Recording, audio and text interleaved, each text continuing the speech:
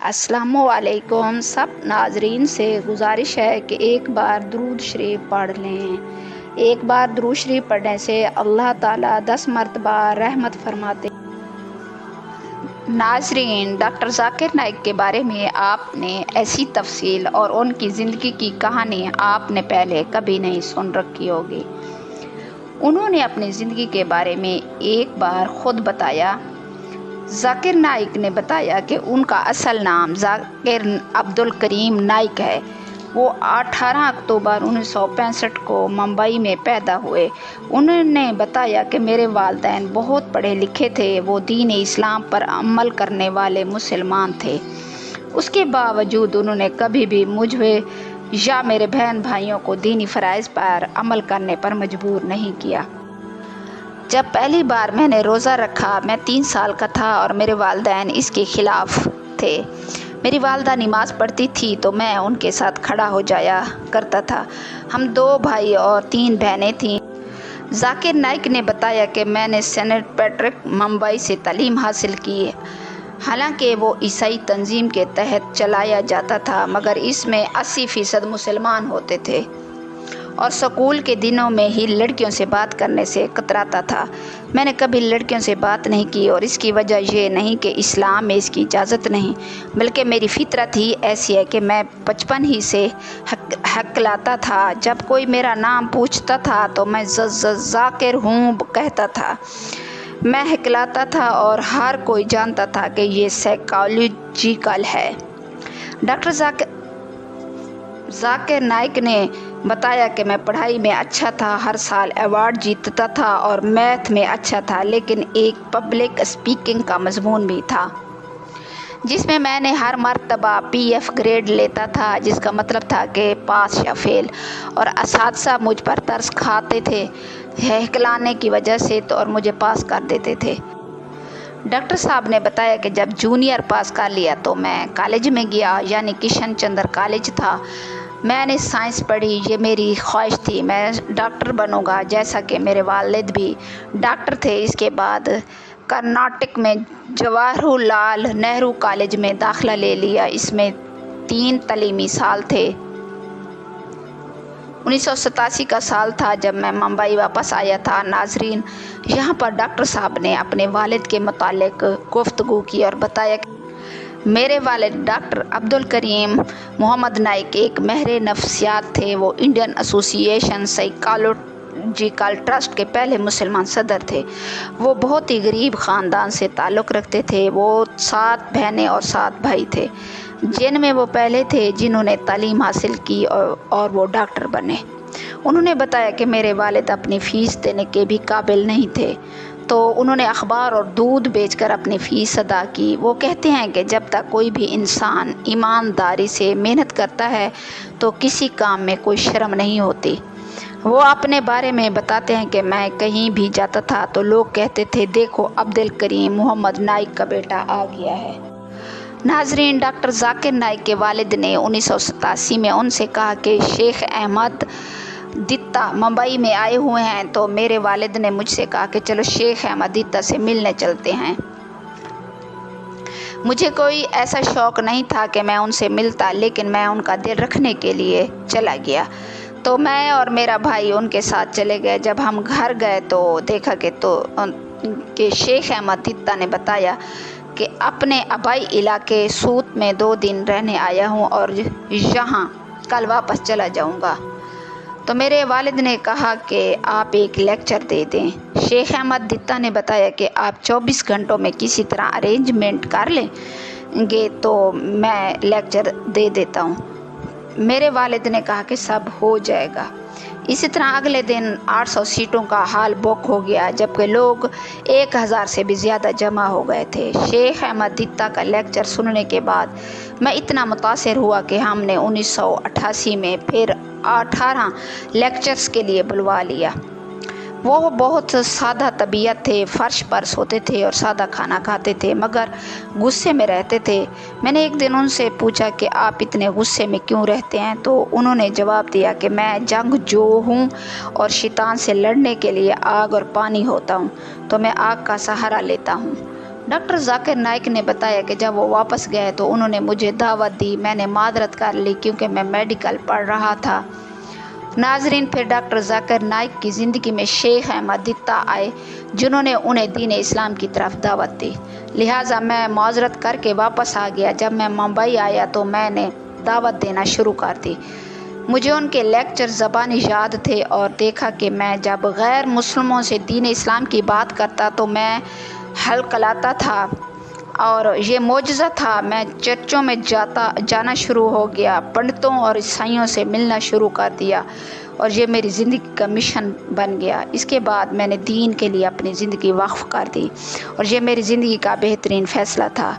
नाजरीन, यहाँ से डॉक्टर जाकिर नाइक के दीन के रास्ते में जद्दोजहद का आगाज़ हुआ और वो ऐसे मुजद्दिद इस्लाम बनकर उभरे कि आज एक दुनिया उनको पहचानती है।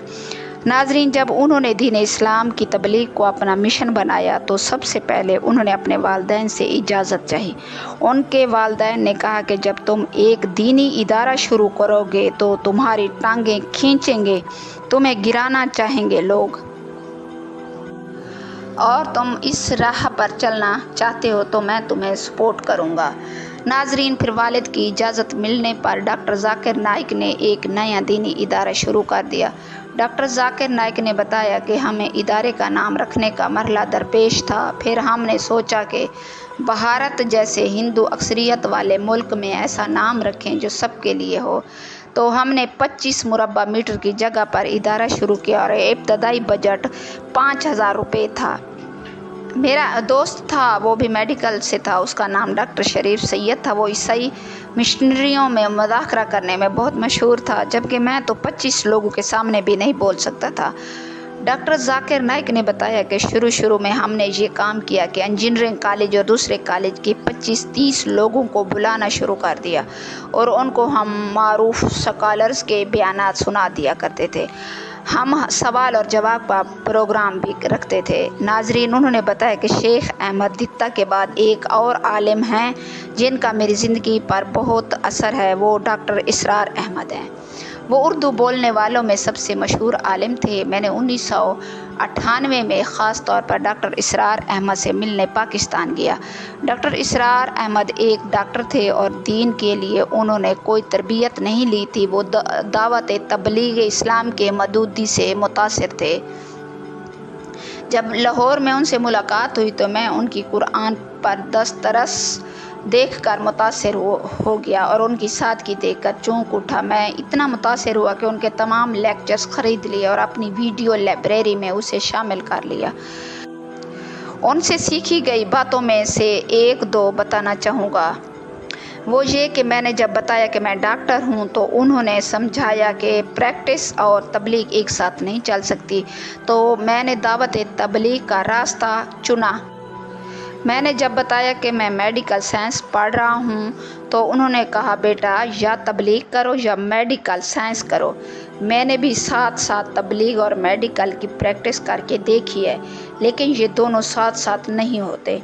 उनकी नसीहत के बाद मैंने मेडिकल का रास्ता चुना। दूसरी चीज़ जो उनसे सीखी वो ये थी कि अगर तुम दाई बनना चाहते हो तो अपनी ज़रूरियात कम से कम करो। अगर तुम्हारी ज़रूरतें कम होंगी तो तुम ज़्यादा आसानी से सच बोल सकोगे, ना कि कोई तुम्हें तनख्वाह देने की कोशिश करेगा तो तुम उसको खुश करने में लग जाओगे, सच नहीं बोल सकोगे। नाजरीन, वो कहते हैं कि मैंने भारत वापस आकर अपने वालिदैन से कहा कि मैं 2 घंटे तबलीग को देना चाहता हूँ, बाकी वक्त तालीम को दूंगा। चंद महीने बाद मैंने इरादा किया कि 50% तबलीग और 50% तालीम को दूंगा। मेरे वालिदैन ने इस पर इतराज़ नहीं किया और शायद 1 साल बाद मैंने कहा कि मैं सारा वक्त दावत तबलीग को देना चाहता हूँ। मेरे वालिदैन ने इस पर भी कोई इतराज़ नहीं किया। डॉक्टर साहब ने बताया कि मैं अपनी फैमिली के साथ में एक सेंटर बनाने में मसरूफ़ था कि मेरे भाई ने मुझसे कहा कि तुम दावत इस्लाम करना चाहते हो तो करो, मैं तुम्हें 50% शेयर्स दूंगा, तुम्हें कोई मसला नहीं होगा, तुम अपना काम जारी रखोगे। मैंने अपने वालिद से कहा कि आप मुझे 5,000 रुपये माहाना दिया करें ताकि तबलीग का काम और इदारे का ख़र्च निकालता रहे। मेरे वालिद ने वो 5,000 से बढ़ाकर 10,000 रुपये और फिर 20,000 रुपये और फिर 30,000। और फिर 50,000 रुपये कर दिया और इदारे के बनने के इब्तदाई सालों में फंडिंग से मुतालिक बेफिक्र हो चुका था क्योंकि सारा ख़र्चा मेरे घर वाले उठा रहे थे। डॉक्टर साहब ने बताया पहली मरतबा लेक्चर मैंने 1992 में दिया, उसका मौजू उन्वान था कि कुरान खुदा का कलाम है और ये छोटे से दफ्तर में दिया गया बयान था जिसमें 50 से 60 लोगों की गुंजाइश थी। मैं न तजर्बाकार था मगर अल्लाह ताला के फजल व करम से ये बयान 3 घंटे चलता रहा। ये कामयाब हुआ तो फिर हमने हाल बो करने शुरू कर दिया और ये सिलसिला 50 से 60 लोगों से शुरू हुआ, फिर सैकड़ों और फिर हज़ारों में होता हुआ अल्लाह के करम से ये बढ़ता ही चला गया। नाजरीन, जब मैं 25 साल का हुआ तो मैंने जीवन साथी की तलाश शुरू कर दी। मैं खूबसूरती या दौलत से मुतासिर नहीं था। मैं चाहता था कि जो भी मेरी बीवी हो वो अक्लमंद हो और उसको इंग्लिश आती हो, मगर मुझे मुंबई में कोई ऐसी खतून न मिली जिसको अंग्रेज़ी बोलना आती हो। तो मेरे अहले खाना ने बताया मुंबई से 60 किलोमीटर दूर पुणे शहर में एक लड़की है। तो हम उनसे मिलने चले गए तो उनको बताया भी नहीं कि हम क्यों आए हैं। मैंने अपनी बीवी से मिला और पहली मुलाकात में मुतासिर हो गया, मगर उनको ये बात पता ही नहीं थी कि हम आए क्यों हैं। डॉक्टर साहब ने बताया कि हम अक्सर अपनी बीवी से मजाक में कहते हैं कि तुम्हें पता है मैं तुम्हें तब से प्यार करता हूँ जब तुमने मुझे प्यार करना शुरू भी नहीं किया था। डॉक्टर साहब ने बताया कि उनकी बीवी पुणे इस्लाम की ऑर्गेनाइजेशन की सदर थीं और कॉलेज में लेक्चरर थीं। उनकी अंग्रेज़ी भी कमाल की थी। हमारी शादी भी बहुत ही सादगी से हुई। 1993 में जब लोग बड़ी बड़ी शानदार तकरीबात रखते थे, मेरा निकाह मस्जिद में हुआ और वहाँ 2000 मेहमान थे। हमने उन्हें खुश्क खजूरें पेश की क्योंकि नबी पाक सल्लल्लाहु अलैहि वसल्लम का फरमान है कि निकाह की तकरीब सादगी से अंजाम देना चाहिए। जब हमारा वलीमा हुआ तो उसमें 19 लोग मौजूद थे जो मेरे बहन भाई और उनके घर वाले थे। 50 लोगों को यतीम खाने से मदऊ किया गया क्योंकि नबी पाक सल्लल्लाहु अलैहि वसल्लम ने फरमाया कि वलीमे की तकरीब में गरीबों को भी दावत दिया करो और उस तकरीब में 3000 रुपये का ख़र्चा आया। ये उस दौर के हिसाब से कुछ भी नहीं था और जो इन फंक्शन में ख़र्च होना थे उन पैसों का हमने अपनी ऑर्गेनाइजेशन के लिए दफ्तर ख़रीद लिया। 1 साल बाद मेरा बेटा फ़रूक पैदा हुआ तो हम शेख अहमद दित्ता से मिलने गए। उन्होंने फ़रूक को दुआ दी और जनूबी अफ्रीका की एक मस्जिद में मैंने अपना पहला बयान दिया। पहले हमने आपको डॉक्टर जाकिर नाइक की इब्तदाई ज़िंदगी और हालात व वाक़यात के बारे में बताया है जिसमें तालीम व तरबियत और दावत इस्लाम। हमने आपको डॉक्टर जाकिर नाइक की जनूबी अफ्रीका में मस्जिद में पहले बयान के बारे में बताया।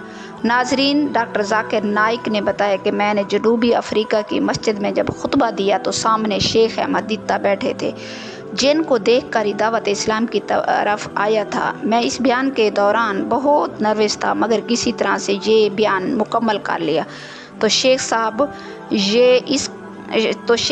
को ये इस कदर पसंद आया कि उन्होंने मुझे शेख दित्ता प्लस का खिताब दिया। ये मेरे लिए एक एजाज़ था। मैंने सोचा कि ये बंदा वाकई बहुत अजीम है। मेरी हौसला अफजाई के लिए मुझे शेख दित्ता प्लस करार दे दिया। हालांकि मैं तो इसके सामने कुछ भी नहीं था। मैंने उनके बेटे से पूछा, आपके वालिद ने पहले भी किसी को ये एजाज़ दिया है? तो उनके बेटे ने कहा, नहीं, मैंने ये पहली बार देखा है।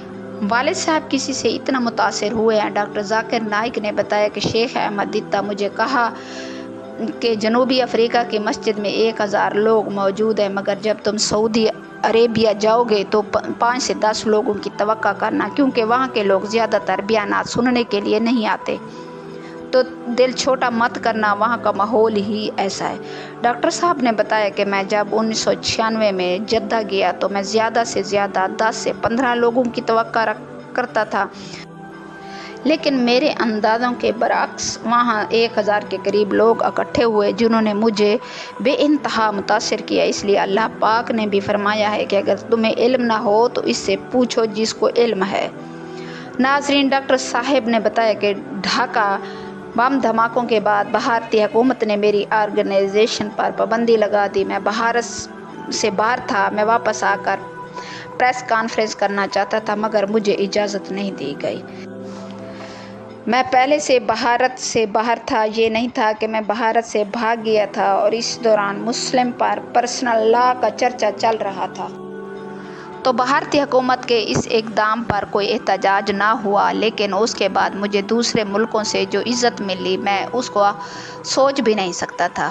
مجھے 12 سے 15 ممالک سے پیشکش آئی کہ ہمارے پاس آ کر رہیں، ہم آپ کو یہ سہولیات دیں گے۔ میں نے اپنا سروے کیا اور میں ملیشیا آ گیا، کیونکہ آج کل کے دور میں اگر کسی مسلمان کے رہنے کے لیے سب سے بہترین جگہ ہے تو وہ ملیشیا ہے۔ میں نے کبھی نہیں سوچا تھا کہ بھارتی حکومت مجھے دہشت گرد قرار دے گی۔ وہ 2017 میں انٹرپول میں گئے کہ ڈاکٹر ذاکر نائک کے ریڈ وارنٹ جاری کیے جائیں۔ انٹرپول نے فوری یہ درخواست مسترد کر دی۔ انہوں نے کہا کہ ذاکر نائک کے خلاف کوئی دہشت گردی کا مقدمہ نہیں بنتا۔ پھر دوبارہ بھارتی حکومت انٹرپول گئی اور نفرت انگیز الفاظات کا الزام لگایا۔ انٹرپول نے دوبارہ یہ درخواست مسترد کر دی۔ پھر 2019 میں انہوں نے منی لانڈرنگ کا الزام عائد کیا، تو انٹرپول نے جواب دیا کہ ڈاکٹر ذاکر نائک کے خلاف کوئی ثبوت نہیں ہے، یہ بھارتی حکومت کے اوپر تھپڑ تھا۔ ڈاکٹر ذاکر نائک نے بتایا، بھارتی ادارے نے میرے خلاف کچھ دستاویزات اکٹھی کی اور عدالت چلے گئے۔ ٹریبونل کے ہیڈ ڈاکٹر منموہن سنگھ نے میری کیسٹ سن رکھی تھی، تو انہوں نے کہا کہ میں ڈاکٹر ذاکر نائک کی ویڈیوز اور آڈیوز سنتا اور دیکھتا رہتا ہوں۔ ڈاکٹر ذاکر نائک کی کسی ایک ویڈیو میں دہشت گردی والی بات دکھا دے، میں اس کی ساری جائیداد سیل کر دوں گا۔ بھارتی حکومت نے ملیشیا سمیت ساری حکومتوں سے بات کی کہ ذاکر نائک کو واپس بھیجیں۔ ملیشیا نے بھارت کا سارا دباؤ برداشت کیا اور ان کا ہر مطالبہ ٹال دیا۔ بھارت کے غیر مسلم سیاست دان نے مجھے ووٹ بینک کے طور پر استعمال کرنا شروع کر دیا۔ بھارت کے وزیر اعظم نے 2 منٹ سے کم وقت میں ایک ریلی میں میرا نام 7 مرتبہ سے زیادہ لیا۔ میں نے کہا کہ آپ انکوائری کرانا چاہتے ہیں تو ویڈیو کانفرنس پر بات کریں۔ بھارت نے کہا کہ ڈاکٹر ذاکر نائک بھاگ گیا۔ میں نے کہا کہ نہیں، میں نے ہجرت کی ہے۔ ڈاکٹر صاحب نے بتایا کہ ملیشیا آنے کے بعد بہت سے بھارتی دائی مجھ سے آ کر ملنے، اظہار ہمدردی کیا۔ ملیشیا کے غیر مسلم بھی میرے ساتھ تھے۔ صرف ملیشیا کے غیر مسلم سیاست دان اور میڈیا مجھ پر حملہ کرتا ہے۔ مجھ پر حملے صرف ووٹ بینک کے لیے کیے جاتے ہیں۔ مذہب کو سیاست کے لیے استعمال کرنے والے ہی اصل مسئلے کی جڑ ہیں۔ ڈاکٹر ذاکر نائک نے بتایا کہ میری بھارت میں ساری جائیداد، بینک اکاؤنٹ فریز ہو گئے ہیں، تو اللہ تعالیٰ نے ایسا کرم کیا کہ مجھے دنیا بھر سے فون آئے کہ ذاکر نائک، ہم تمہیں اتنی ڈالرز مہینے کے دیتے ہیں، گھر دیتے ہیں، دفتر دیتے ہیں، خرچہ اٹھاتے ہیں۔ میں نے کہا مجھے اس کی ضرورت نہیں۔ ہم نے کبھی دعوت کو پیسہ کمانے کے لیے استعمال نہیں کیا۔ اللہ تعالیٰ جو ہمیں عزت دے رہا ہے وہ کسی بھی دنیاوی چیز سے زیادہ بڑی ہے۔ ڈاکٹر ذاکر نائک نے بتایا کہ بھارتی حکومت مجھ سے ملنے کے لیے اپنے لوگوں کو بھیج رہی ہے، ہم غلط فہمیاں دور کرنا چاہتے ہیں۔ میں نے کہا کہ مجھے تمہارا پیسہ نہیں چاہیے، جب تک مجھے قرآن و حدیث کے خلاف جانے کا نہیں کہو گے میں ساتھ چلنے کو تیار ہوں۔ مگر وہ چاہتے تھے کہ جو کچھ وہ کشمیر میں کر رہے ہیں میں اس کو سپورٹ کروں۔ میں نے کہا کہ نہیں، یہ میں نہیں کر سکتا۔ انہوں نے کہا سارے مقدمات ختم کر دیں گے۔ میں نے کہا کہ مرتے دم تک میں کشمیر کے خلاف نہیں جاؤں گا۔ پھر وہ مجھے شہریت کے بل کو سپورٹ کرنے کا کہہ رہے تھے، میں نے اس کو مسترد کر دیا۔ بھارت میں یہ بل مسلمانوں کو دبانے کے لیے لایا گیا۔ دنیا بھر کے تمام مسلم ممالک اس پر خاموش ہیں، جو کہ غلط ہے۔ اللہ تعالیٰ نے فرمایا کہ اگر تم اللہ کے راستے پر مشقت کرو گے تو اللہ تمہارے راستے کھول دے گا۔ ڈاکٹر ذاکر نائک نے اس کے بعد حاضرین کو سوالات کرنے کی اجازت دی، تو حاضرین میں سے کسی نے پوچھا کہ اسلام پر ایک فلم بنائی جائے تو کیا یہ دعوت کا ایک طریقہ ہے، اور کیا اسلامی فلم بنانا حلال ہے؟ ڈاکٹر صاحب نے سوال کے جواب میں کہا کہ یہ طریقہ ممکن ہے مگر مشکل ہے۔ اسلامی فلم بنانی ہو تو کوئی موسیقی نہیں ہونی چاہیے، اس میں عورتیں اداکاری نہ کرتی ہوں، تو یہ بہت مشکل کام ہے۔ اور جہاں تک میری بات ہے تو میں ایک ایسی فلم بناؤں گا جس میں 95% نہیں بلکہ 100% اسلام ہوگا۔ ایک وقت تک جب میں نے سوچا کہ بخاری پر فلم بنائی جائے، لیکن اب فلم سے زیادہ بہتر پروجیکٹ ہمارے پاس ہیں۔ پھر ایک خاتون نے پوچھا کہ کچھ لوگ اللہ تعالیٰ کے لیے نہیں بلکہ اپنے آپ کو معاشرے میں نیک ثابت کرنے کے لیے اور اونچا مقام حاصل کرنے کے لیے قرآن حفظ کر رہے ہیں، تو آپ ان کے بارے میں کیا کہتے ہیں؟ ڈاکٹر صاحب نے کہا، اگر آپ اس لیے قرآن حفظ کر رہے ہیں کہ یہ آپ کے اسکول یا کالج میں ضروری ہے تو کوئی مسئلہ نہیں۔ اگر آپ قرآن پاک کو اس لیے حفظ کر رہے ہیں کہ آپ کو پیسہ ملے یا آپ مجلسوں میں جائیں، قرآن پڑھیں اور آپ پر پیسے کی بارش ہو، تو اللہ تعالیٰ آپ کو دنیا میں پیسہ تو دے دے گا مگر آخرت میں اس کا کوئی حصہ نہیں ہوگا۔ اگر آپ کہیں کہ اللہ تعالیٰ کے لیے قرآن حفظ کرنا چاہتے ہیں اور ساتھ میں اس کو ذریعہ معاش بنانا چاہتے ہیں تو یہ بھی جائز ہے۔